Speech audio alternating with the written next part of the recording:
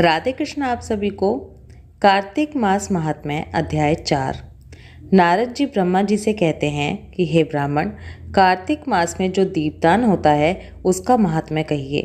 ब्रह्मा जी कहने लगे कि हे पुत्र, दीप चाहे स्वर्ण का हो या चांदी, तांबा, आटा या मिट्टी का ही हो, अपनी श्रद्धा के अनुसार कार्तिक मास में दान करना ही चाहिए। ऐसा करने से सब पापों का नाश हो जाता है। दीपक भगवान की मूर्ति के आगे या तुलसी के वृक्ष के समीप, चौक में, ब्राह्मण के घर, वृक्ष के नीचे, वन में, गौशाला में तथा चाहे घी का ही हो या तेल का ही, पर जलाना अवश्य चाहिए।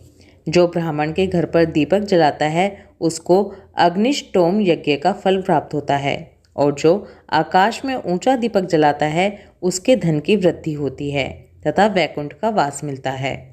भगवान से प्रार्थना करें कि हे भगवान, मैं आपके निमित्त दीपक जलाता हूँ।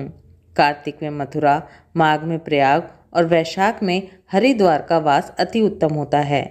जब सूर्य तुला, मकर और मेष राशि का हो, उसमें किए गए व्रत, नियम और पूजा बहुत अधिक फल देने वाले होते हैं। इसके आगे ब्रह्मा जी कहते हैं कि हे नारद, स्त्रियों और पुरुषों ने जन्म से लेकर जो पाप किया है वह सब कार्तिक मास में दीपदान से नष्ट हो जाता है। इस विषय में मैं तुमसे एक प्राचीन इतिहास का वर्णन करता हूँ। पूर्व काल में द्रविड़ देश में एक बुद्ध नामक ब्राह्मण रहता था। उसकी स्त्री बड़ी दुष्टा और दुराचार परायणा थी। उसके संसर्ग दोष से पति की आयु क्षीण हो गई और वह मृत्यु को प्राप्त हुआ। पति के मर जाने पर भी वह विशेष रूप से व्यभिचार में लग गई। उसको लोक निंदा से तनिक भी लज्जा नहीं होती थी। उसके ना तो कोई पुत्र था और ना ही कोई भाई। वह सदा भिक्षा के अन्न का ही भोजन करती थी। अपने हाथ से बनाए हुए शुद्ध और स्वल्प अन्न को कभी न खाकर मांग कर लाए हुए बासी अन्न को ही खाती थी। दूसरे के घर रसोई बनाया करती और तीर्थ यात्रा आदि से दूर ही रहती थी। उसने कभी कथा भी नहीं सुनी थी। एक दिन तीर्थ यात्रा में लगा हुआ कोई विद्वान ब्राह्मण उसके घर पर आया। उसका नाम कुत्स था। उसको व्यभिचार में आसक्त देखकर उस ब्रह्मऋषि श्रेष्ठ कुत्स ने कहा, ओ मूढ़ नारी, तू मेरी बात को ध्यान देकर सुन। पृथ्वी आदि 5 भूतों से बने हुए और पीप एवं रक्त से भरे हुए इस शरीर को, जो केवल दुख का ही कारण है, तू क्यों पोसती है? अरे, ये देह पानी के बुलबुले के समान है। एक दिन इसका नाश होना निश्चित है। इस अनित्य शरीर को यदि तू नित्य मानती है तो अपने मन में बैठे हुए इस मोह को विचार पूर्वक त्याग दे। सबसे श्रेष्ठ देवता भगवान विष्णु का चिंतन कर और उन्हीं की लीला कथा को आदर पूर्वक सुन, और जब कार्तिक मास आए तब भगवान दामोदर की प्रीति के लिए स्नान, दान आदि कर, दीपदान कर, भगवान विष्णु की परिक्रमा करके उन्हें प्रणाम कर। यह व्रत विधवा और सौभाग्यवती सभी स्त्रियों को करना चाहिए।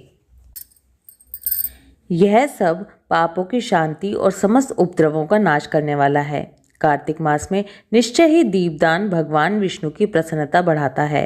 ऐसा कहकर कुत्स ब्राह्मण दूसरे देश को चला गया, और वह ब्राह्मणी भी कुत्स की बात सुनकर पश्चाताप करती हुई इस निश्चय पर पहुंची कि मैं कार्तिक मास में अवश्य व्रत करूंगी। इसके बाद कार्तिक मास आने पर उसने पूरे महीने भर प्रातः सूर्य उदय काल में स्नान और दीपदान किया। इसके बाद कुछ काल के बाद आयु समाप्त होने पर उसकी मृत्यु हो गई। वह स्वर्गलोक में गई और समय के अनुसार उसकी मुक्ति भी हो गई। कार्तिक के व्रत में तत्पर हो दीपदान आदि करने वाला जो इस दीपदान का इतिहास सुनता है वो मोक्ष को प्राप्त होता है। हे नारद, अब आकाश दीप का महात्म्य सुनो।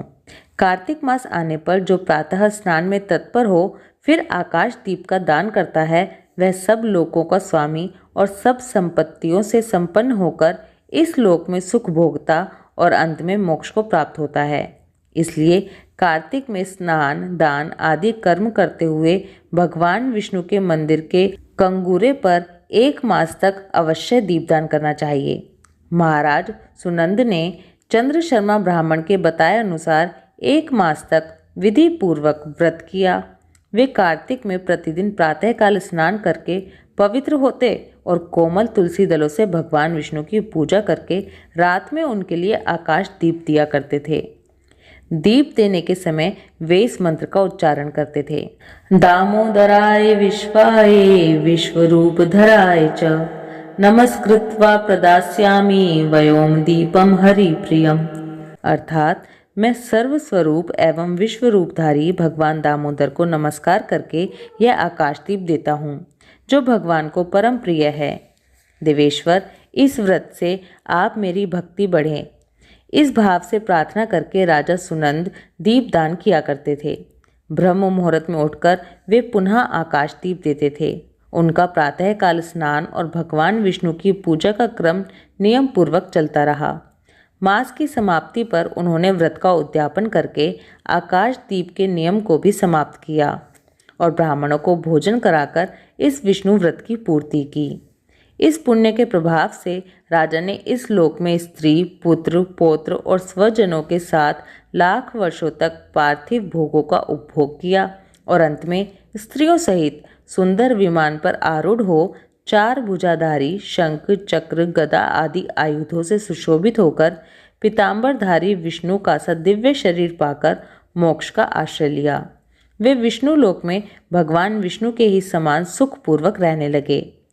कार्तिक मास में दुर्लभ मनुष्य जन्म को पाकर भगवान विष्णु को प्रिय लगने वाले आकाशदीप का विधि पूर्वक दान देना ही चाहिए।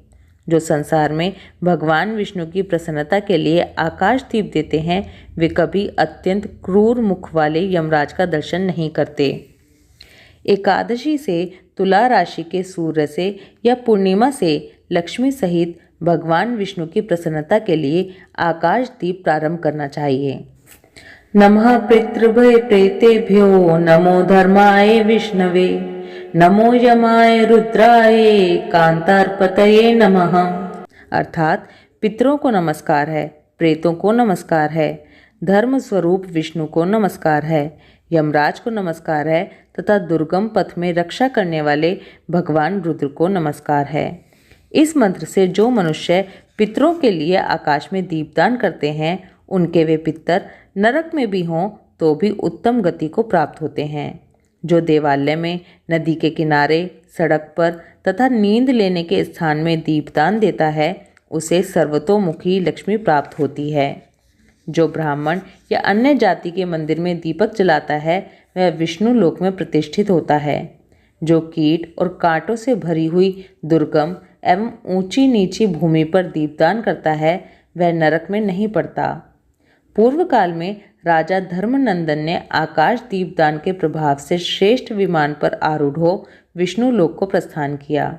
जो कार्तिक मास में हरिबोधिनी एकादशी को भगवान विष्णु के आगे कपूर का दीपक जलाता है उसके कुल में उत्पन्न हुए सभी मनुष्य भगवान विष्णु के प्रिय भक्त होते हैं और अंत में मोक्ष को प्राप्त करते हैं।